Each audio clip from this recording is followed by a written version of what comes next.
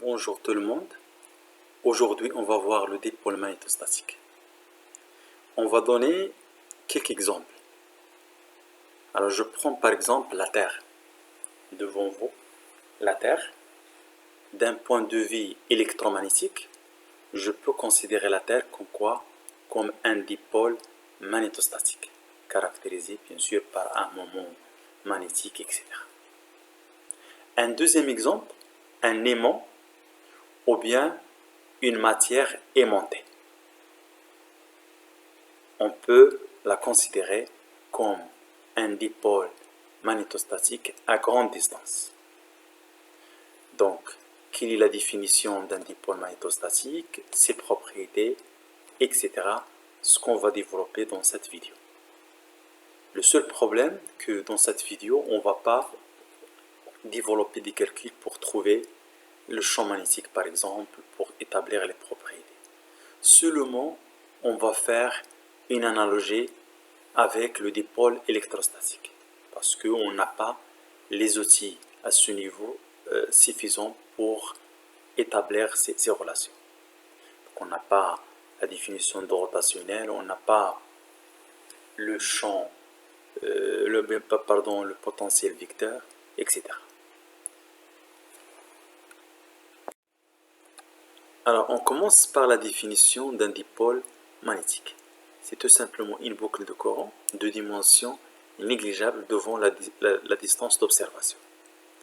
Et si vous voulez, ou bien d'une façon simple, on peut modéliser un dipôle magnétostatique par une sphère circulaire de rayon A tel que la distance d'observation R elle est très grande devant la dimension ou bien le paramètre qui caractérise le dipôle. Cette approximation est appelée approximation dipolaire. Ça, c'est la sphère circulaire parcourue par un courant électrique I, d'intensité I, de surface S, de rayon A et de centre O. Cette distance OM, c'est la distance d'observation, c'est-à-dire à ce point, on cherche le champ magnétique par exemple. Et M, c'est un vecteur perpendiculaire à S et orienté par l'intensité du courant électrique.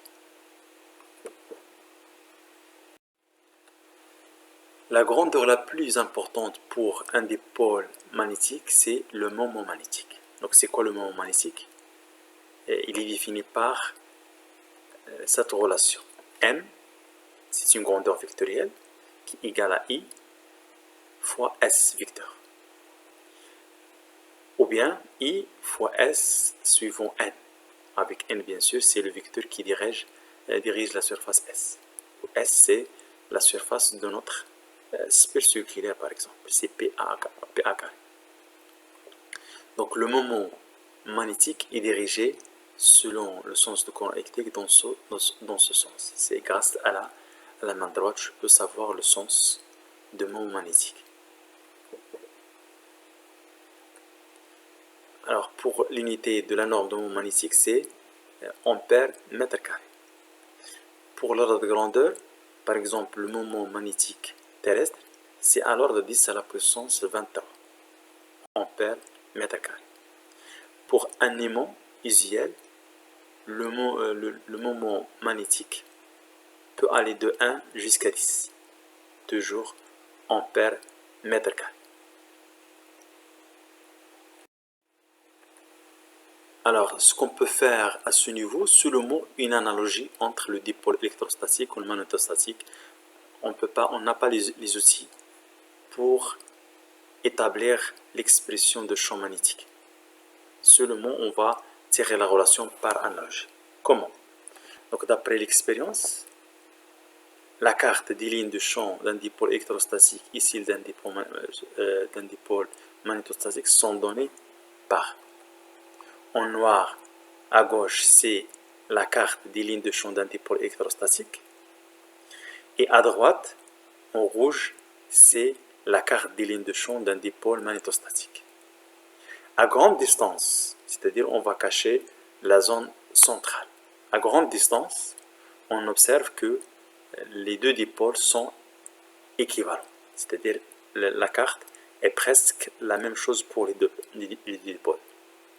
Donc on peut dire que les deux dipôles sont équivalents à grande distance. Et comme ça, on peut confirmer qu'il y a une analogie entre un dipôle électrostatique et un dipôle magnétostatique.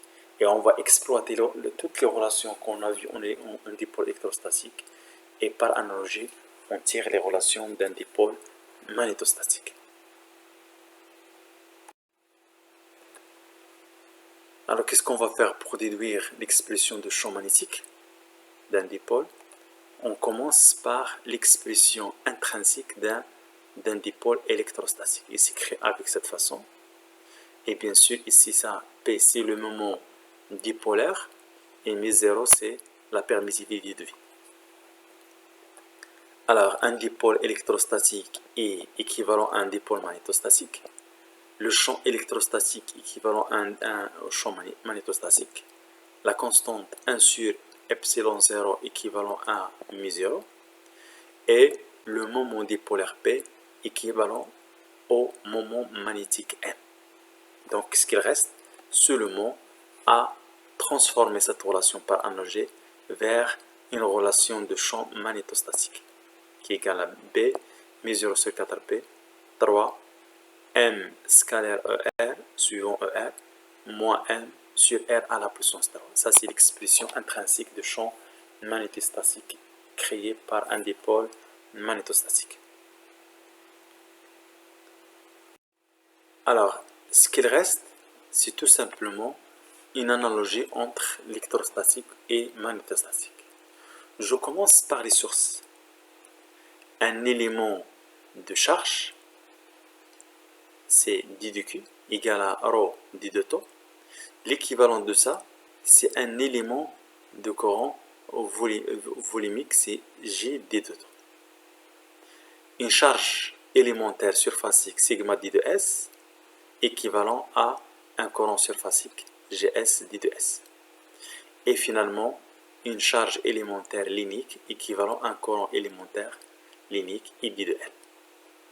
Donc, grâce aux charges au repos, je peux avoir un champ électrostatique. Et grâce à des charges en mouvement, c'est-à-dire un courant électrique, je peux avoir un champ magnétique. Donc, le champ électrostatique, d'après la loi de Coulomb, est donné avec cette relation. D de Q capable de créer un champ élémentaire D de L. De même, d'après la loi de Biot et Savart, un élément de courant D de C capable de créer un champ magnétique D de B. Donc pour le flux de E électrostatique à travers une surface fermée sigma, c'est exactement Q intérieur sur epsilon 0. C'est ce qu'on appelle le théorème de Gauss. Si on fait la même chose pour un champ magnétique, le flux à travers une surface fermée donne 0. On dit que le flux de B est conservatif.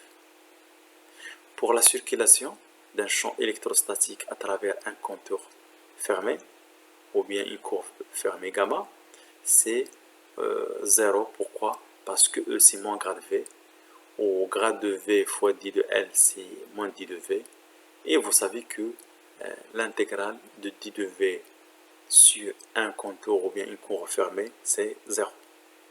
Pour la circulation de B à travers un contour fermé, c'est exactement μ0 IE, c'est l'intensité enlacée. C'est ce qu'on appelle le théorème d'Ampère. Alors, pour un dipôle, en électrostatique, c'est deux charges opposées, mais en magnétostatique, c'est une boucle de courant. Un moment dipolaire, c'est P Q fois A. Par contre, un moment magnétique, c'est M I S. Pour l'expression intrinsèque d'un champ électrostatique et magnétostatique, c'est il y a une équivalence. Il suffit de remplacer 1 sur epsilon 0 par μ0 et remplacer le moment dipolaire par le moment magnétique.